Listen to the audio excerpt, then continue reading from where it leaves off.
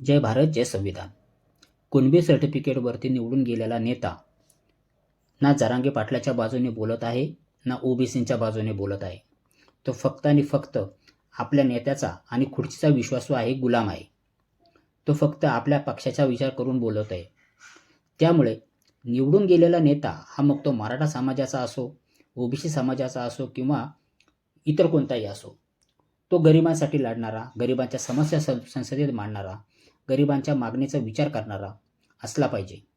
आणि जर तो त्या विचाराचा नसेल तर तो फक्त सर्टिफिकेटधारी ओबीसी आहे किंवा तो सर्टिफिकेटधारी मराठा आहे असं असणार आहे.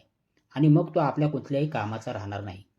कारण की त्याची गुलामी ही फक्त त्याच्या पक्षाच्या नेत्यासाठी असणारे, त्याच्या पक्षाची खुर्ची वाचवण्यासाठी असणारे, त्याच्या पक्षाची उमेदवारी टिकवण्यासाठी असणारे जरांगे पाटील असतील किंवा मराठा समाज असेल किंवा ओबीसी समाज असेल, ओबीसी नेते असतील, या सर्वांनी या गोष्टीचा बारकाईने विचार करायला हवा.